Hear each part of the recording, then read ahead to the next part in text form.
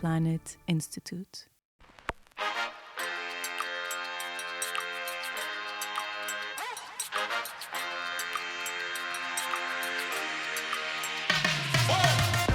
Hello, and welcome to R&D Unplugged, a podcast from the Learning Planet Institute dedicated to discussing with researchers on the impact of their work in a simple way. My name is Shahab, and today's guest is Nathan Roberson. He's the Chief Research Officer at Beyond Education. Welcome, Nathan. Hi, Shahab. Thank you. Your research, Nathan, is focusing on the measurement of non-cognitive domains or 21st century competencies and how to support curriculum reform. But let me first ask you the question we always ask to our guests to begin with. If your research had a theme song, what would it be and why? It's a great question. I chose the song Be a Freak by Ellie Dixon.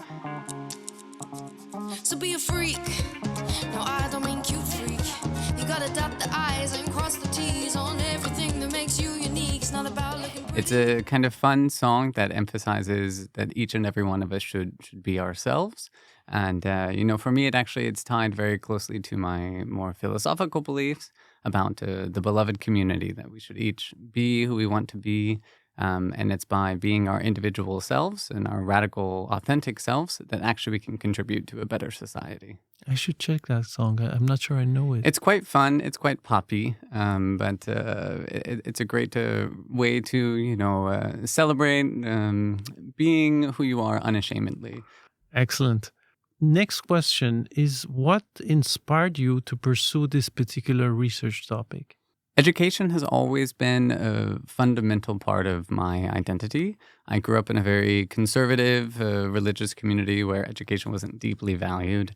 And education became apparent as a way to both bind us together and as a way to expand one's sense of the world and connect with others. So my particular research, thinking about 21st century competencies, thinking about the social indicators of well-being, this was all inspired about how do we connect to others and how do we think carefully about those aspects of education and accordingly the broader society that are most important to allow us to flourish and to be well. This next question is going to be an easy one for you, based on what you just said. How does your research contribute to the issues that the world is facing? It's quite easy because, in fact, my research perspective or approach is fundamentally about meaningful research. So my PhD, despite being in measurement and statistics, is about situative theories. So how do we actually connect or embed our approach to researches in meaningful activity? So in my current work, Beyond Education, we're thinking about 21st century competencies. So these are competencies such as courage, critical thinking, resiliency. These are the fundamentally human elements of who we are. And it's something that we've always needed, but in fact, we don't put enough attention on. And so this research is helping us to reinforce the importance of these competencies in the classroom and outside of the classroom, because actually we believe that the education experience is not just that which a student receives in a classroom from 9 to 3. It's the whole of the human experience. And so education consists of that which we get from our parents and our communities and wherever it might be, and in connection to the land and societies. And so it's these competencies that are both very tangible to who we are, to a lived human experience. Nice. So would you say that your research addresses pressing societal issues or challenges of our time? So as we think about the pressing societal issues and challenges of the future, such as the climate crisis or the AI revolution, it's 21st century competencies we know that will be enduring elements. So creativity, resiliency, growth mindset, these human elements will always be important for who we are, whatever the situation might be in the future. Nice. I want you to take your time on the next question, because I'm going to ask you about the key findings or insights from your research. And in addition, the second question would be, did any of your research results surprise you or challenge existing assumptions? So the current research that I'm doing is around the development of assessments for 21st century competencies. And the key findings that we're seeing around this research is, one, indeed, that these competencies can be measured, that our assessment tools allow education groups to think about their interventions, their pedagogical curriculum interventions, and use our assessment as a way to both validate and inform their work in order to think about this. So I'm thinking about education groups that have used our tools in order to redesign their curriculums or choose which educational curriculums to provide to hundreds and thousands of students. So it's quite meaningful in that way, and it helps to inform that direction. In terms of novel or approaches that are unknown or novel findings from the research, we are thinking quite heavily about how we do international comparisons of this work. So while these are human competencies, these are human competencies that span the globe, and it doesn't matter if you're in China or Uruguay. Nevertheless, they must be taken up and lived in context. So that's to say, while the translation of the tool is one thing that we have to consider, we also have to think about how important these competencies are in the educational systems with which we're working within. So thinking about the ways in which we can benchmark these competencies within Brazil and then compare that to the United Arab Emirates is a challenging experience, and it's a very rewarding experience in the sense of it allows us to think about 21st century competencies in a way that actually enables us to connect deeper. So it's not as a source of comparison to say who's better or who's worse than the other, but rather to think about what are the competencies we need right now in this moment in our current context, and to think about those competencies as tools that we use for our existing situated context. Do you have any anecdote or story to share where your research directly impacted or changed even somebody's life? I reckon this is a difficult question because not every research changes somebody's life. But still, do you have an anecdote of maybe an experimentation you conducted and you had incredible feedback? Yeah, so in my current work, I guess I can think about some mentoring programs that we work with. So these are out-of-school educational activities that students are participating in. And so they used our educational tools as a way to think about mentoring programs and for personal development. And so we have anecdotal evidence, so reports from the students in terms of interviews, that these tools enabled them to have these deep, meaningful conversations about mentorship, about their future, about avoiding complicated social situations, so namely poverty and violence, gang violence, and that through these mentorship activities, using our tools, that they were able to find the support and design an educational path forward for them that enabled them to be resilient and holistic people. A lot of my work is dealing with system level change, which is to say that these tools are meant to redesign curriculums and pedagogical interventions.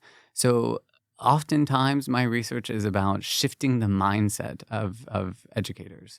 So both in my current work and my previous work, we often talk about the science of teaching and learning, and one of the fundamental, however nuanced approaches that we're doing is how do we actually refocus our educational experiences about learning in the best way. So many of us, myself included, go to educational experiences where a teacher lectures at us, and that's the entire classroom, and we might take notes. And actually, that's in some ways about a teaching experience. So the instructor is at the front of a classroom teaching, but it's not actually the most well-designed experience for the learner. And so my research is about shifting that. And so it's to say, how do we focus on the learner and recognizing that in every classroom, there's multitude and dozens of different learning approaches that already exist. And so how can we redesign a teaching approach that accounts for the many different ways in which a learner needs to learn and actually then recognizes that learning is the whole of the experience and not just an individual lesson. So that's a bit philosophical in a way, but so much of my work is actually individual teachers who talk about how this approach shifts their whole way of doing teaching and learning and shifts the whole way that the classroom is designed. And so it's actually about redesigning education for the future.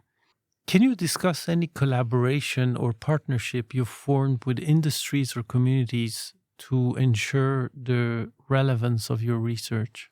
Yeah, so I mean, we're in ongoing collaboration with the Center for Curriculum Redesign, which is where our theoretical model comes from for Beyond Education. But more specifically, then we translate those frameworks into local context. So I'll use a translation experience, for example. We've translated our tool into Portuguese. Brazil is where we do a lot of our work. And so that's Brazilian Portuguese. But actually, then when we began working more in Portugal, then we needed to make a local adaptation into Portuguese. So we worked with Portuguese partner to actually then do a Portuguese interpretation of the tool. Again, recognizing the situation. So it's not actually one language, it's two languages. So we think very carefully and very thoughtfully about how do we make sure that the experience of our tool is relevant and meaningful for all of the partners involved. What's next in your research, Nathan? We are currently thinking quite heavily about how do we use all of the data that we're collecting. So we've now administered our assessment with 300,000 students around the world, and the findings are there to confirm and support our approach. And now we have to do more work about translating that into action. So how do we take these findings and how do we deliver it to schools, to students, to teachers in a way that's meaningful for them in order to really start to implement the work that we're doing? We can't be in the thousands of schools that we work with every day. And this is systemic change. And so how do we support people with the bite-sized information that they need or with the guidance to pursue systematic change within their schools in a way that can fundamentally reshape the educational experience to be about the learner, as I previously talked about. Let's take a step back. Let's pretend I'm 20 years old and I want to change the world. Why should I engage in research? That's the first question. And the second one is, why should I choose your research topic? Great question. I'm going to allow my own philosophy on life to express itself a bit. And, in Buddhist philosophy, we talk about that the heart of compassion is understanding. And that's fundamentally actually a research approach. That's what we try to do in research, is we try to understand. And so that's what I'm trying to do through science, is fostering a society of compassion by understanding. And that's what we do. That's what I do in my work. So why should somebody pursue the exploration of 21st century competencies? If somebody is interested in exploring what it means to be human, both historically, in the present, and in the future, understanding what the human elements are of who we can be, is one of the most exciting things I can engage with in my research, and I hope that others would see that too. Do you think these 21st century competencies, as they are defined, are subject to evolve to new forms of competencies? I'm thinking with the advent of AI and other technologies, or are they set in stone? The interpretation of them will necessarily evolve in the sense of how do we use the competencies in our life. But I think that they are in many ways set in stone. So I'll take one of the competencies, which is communication. Humans have always communicated, and that's been through cave grunts or cave art that we might be seeing, which is a form of communication, all the way to our many diverse languages, sign language, sign languages, whatever that might be. And so communication has always been a core element of who we are as humans, and so that will remain unchanged. Nevertheless, I anticipate, and in fact I know, that our ways of communicating are changing. The use of emojis and icons in our text messages is a fundamental transformation of how we communicate, but nevertheless, it's still just a representation of communication. Okay, very nice. Let's get back to a young person starting a research career. They're 23, they're starting a PhD maybe. What would be your advice to them if you had one recommendation for them in their career? It can be on the research itself, blue sky versus directed research, or it could be on the way to approach research. What would be, if you met with one in the corridor, what would you tell them as you should do this? You know, I'm my own research. I'm a statistician or a psychometrician. That's my training. But in many ways, I'm actually more of a poet. And so I often think about Rilke and his letters to a young poet. And one of the things that he writes about in this book is he asks about questions. And he asks about how do you live out the questions.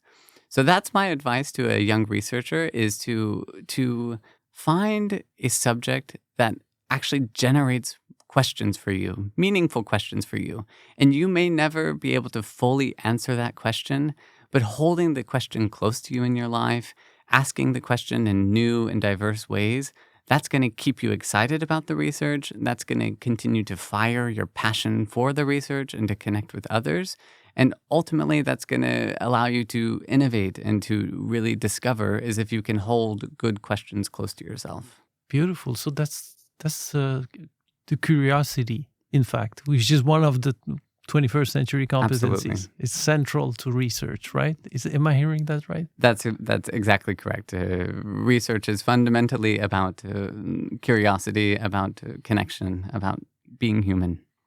Thanks very much, Nathan. And that wraps up today's episode of the R&D Unplugged podcast. I'm Shahab, your host. A huge thank you to our guest, Nathan Roberson, for sharing his valuable insights and expertise with us.